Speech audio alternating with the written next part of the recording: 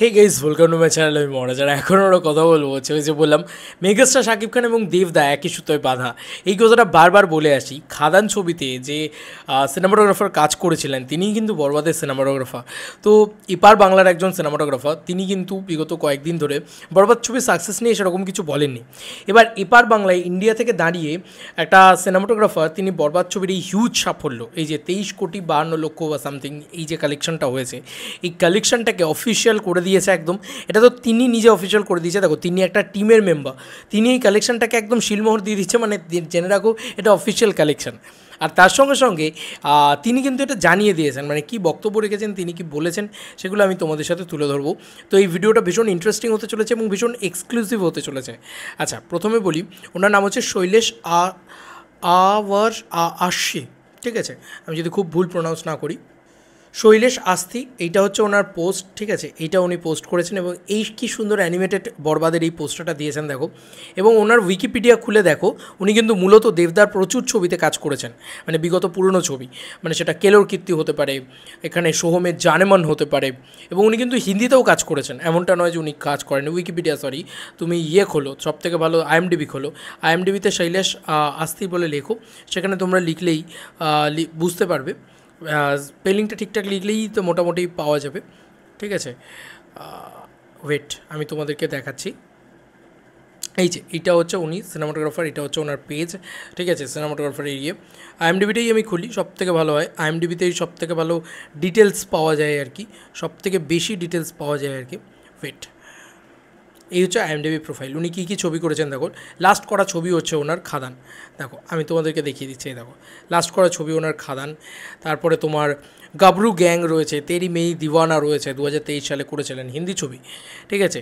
গরমি রয়েছে, ঠিক আছে। এই ছবিগুলো খুব পপুলার যে হিন্দি ছবি এমনটা নয়, বাংলায় করেছেন উনি। কেলোর কীর্তি করেছেন, পাওয়ার করেছেন, জিদ্দার, ঠিক আছে, রংবাজ করেছেন, চ্যালেঞ্জ 2 করেছেন, জানেমান করেছেন, আমি সুভাষ বলছি করেছেন, এপার বাংলার কথা বলছি, এই ছবিগুলো উনি করেছেন। এই দেখো, তোমরা দেখতেই পাচ্ছ।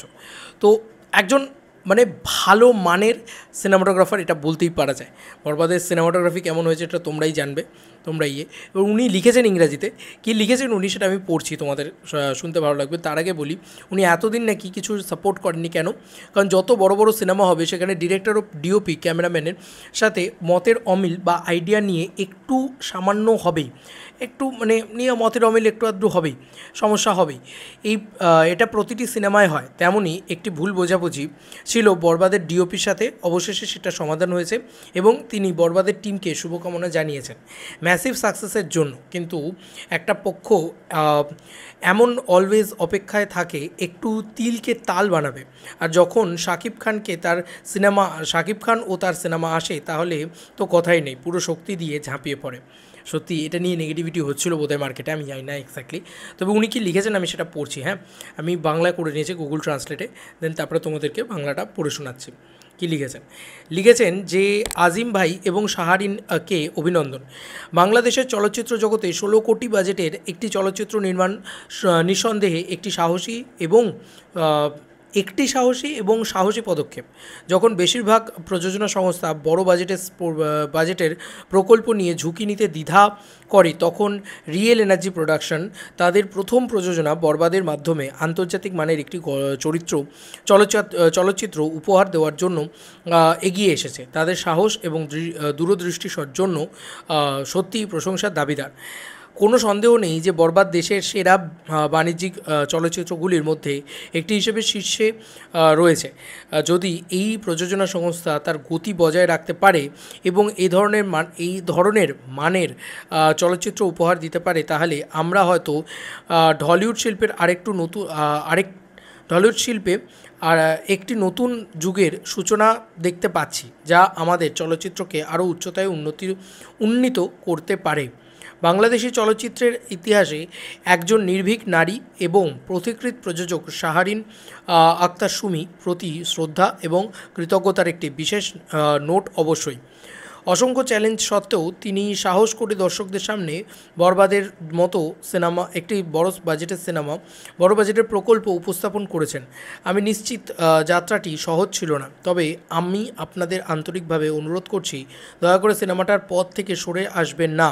আপনাদের মতো প্রতিশ্রুতিবদ্ধ প্রযোজকদেরই আমাদের শিল্পকে নতুন করে রূপ দেওয়ার এবং এগিয়ে নিয়ে যাওয়ার ক্ষমতা রয়েছে। বাংলা সিনেমা দীর্ঘজীবী হোক, সকল সিন্ডিকেটের পতন হোক।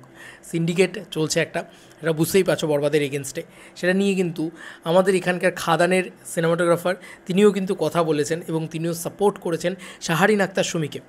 একটা জিনিস তো মানতেই হবে, দেখো বরবাদ ছবিটা একটা মারাত্মক ছবি, সব কিছু ঠিক আছে, বড় বাজেটের ছবি, কিন্তু ওটা না ওই মানে বাংলাদেশে, তোমাদের বাংলাদেশে একটা রেভলিউশনারি ছবি।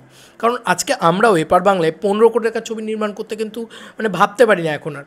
মানে ওয়ান্স আপন এ টাইম আমরা 20 কোটি টাকার ছবি নির্মাণ করেছি, এমনটা নয় যে করিনি, কিন্তু তারপরে এমন কোভিডের পরে এমন একটা সিচুয়েশন হয়ে গেছে আমাদের বক্স অফিসের যে আমরা জাস্ট রিকভার হবে না বলে মানে নির্মাণ করার কথা ভাবতেই পারি না এপার বাংলায়। তো সেরকম একটা পরিস্থিতিতে দাঁড়িয়ে শাহরিন আক্তার সুমি তিনি এত বড় একটা রিস্ক নিয়েছেন, তো তাকে তো একটা স্যালুট জানাতে হয় প্রথমত।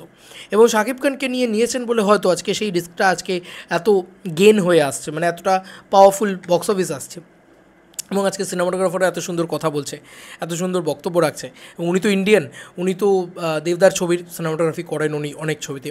এবং মূলত মানে আমি বারবার বলছিলাম খাদানের গোটা টিমটাই বরবাদে রয়েছে, সেটা আজকে দেখতে পাচ্ছি। মানে খাদানের মিউজিক ডিরেক্টর, খাদানের অ্যাক্ট্রেস, খাদানের সিনেমাটোগ্রাফার, মানে টেকনিক্যাল টিমও খাদানের বরবাদে কাজ করেছে আর কি অ্যাকচুয়ালিতে দেখতে গেলে বোঝা যায়। এবং যারা ফিজিক্যালি কাজ করেছেন, মানে ফিজিক্যাল তো এরাও, আমি বলছি যে যারা ক্যামেরার সামনে কাজ করেছেন তারাও কিন্তু মানে ইদিকা হোক বা যিশু সেনগুপ্ত হোক, তারাও কিন্তু সব মানে খাদানের।